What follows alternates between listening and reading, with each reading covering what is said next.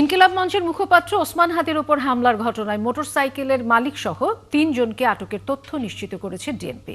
রোববার অতিরিক্ত police commissioner S N Nazrul Islam বলেন, সন্দেহভাজনদের সীমান্ত পাড়ি দেওয়ার কোনো তথ্য পুলিশের কাছে নেই। আর সব জুলাই যোদ্ধা নিরাপত্তা নিশ্চিত করার সামর্থ্য পুলিশের নেই বলেও জানান তিনি। বিস্তারিত জানাচ্ছেন নাদিয়া শারমিন।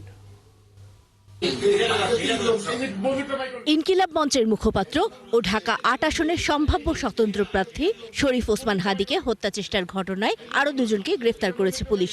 সেই সাথে হামলায় ব্যবহৃত মোটরসাইকেলটিও উদ্ধার করা হয়েছে। ধরা পড়েছে এর মালিক আব্দুল হান্নানও।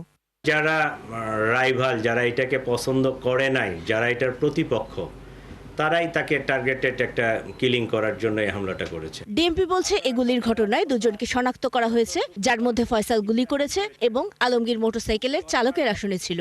তাদের দেশ ছাড়া কোনো প্রমাণ পায়নি পুলিশ। আমাদের ইমিগ্রেশন ডাটাবেজ চেক করে এখন পর্যন্ত তাদের পালিয়ে যাওয়ার কোনো তথ্য পাওয়া যায়নি।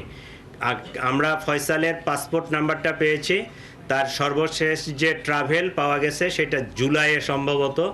বিদেশে যেমন পালাইছে কিনা এই তথ্যটা আমাদের কাছে নিশ্চিত না, তাহলে আমরা ধরে নিব যে দেশে আছে। We are trying to nap. অবৈধ পথে তারা সীমান্ত পার হয়েছে কিনা জানতে 2 পাচারকারীকেও আটক করা হয়েছে। ইমিগ্রেশন চ্যানেলের বাইরে চোরাই পথে মানব পাচার করে থাকে, সীমান্ত পারাপার করে থাকে। তো তাদের কাছে এই ধরনের কোনো তথ্য আছে কিনা আমরা এই কারণে তাদেরকে নিয়ে আসতেছি। এই ঘটনায় এখনো কোনো মামলা না হওয়া নিয়ে প্রশ্নের জবাবে তিনি বলেন, বাদীপক্ষ আসলে মামলা নেওয়া হবে। আসলে তারা রুগী নিয়ে ব্যস্ত।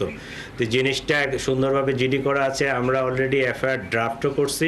আজকে আমরা সিদ্ধান্ত নিছি যে তারা যদি নাই আসে সেক্ষেত্রে আমরা ট্রাই করব যে এফআইআরটা নিয়ে ওই হাসপাতাল থেকে তাদেরকে সিগনেচার করে নিয়ে আসা যায় কিনা। যদি সিগনেচার তারা করে দিল, না হলে আমরা পুলিশ বাদী হয়ে মামলাটা রেকর্ড করে ফেলবো। আরেক প্রশ্নের জবাবে তিনি জানান, সব জুলাই যোদ্ধার নিরাপত্তা দেওয়ার সামর্থ্য পুলিশের নেই। এখন জুলাই যোদ্ধা এক হাদি না, হাজারো লক্ষ জুলাই যোদ্ধা আছে। এই লক্ষ জুলাই যোদ্ধার ইন্ডিভিজুয়াল সিকিউরিটি নিশ্চিত করা প্রায় অসম্ভব।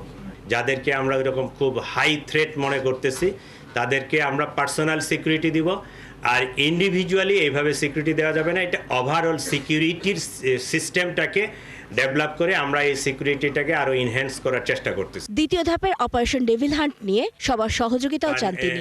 নির্বাচনের সময় কেওয়াস সৃষ্টি করতে পারে এরকম লোকজনকে। নাদিয়া শারমিন, ৭১, ঢাকা।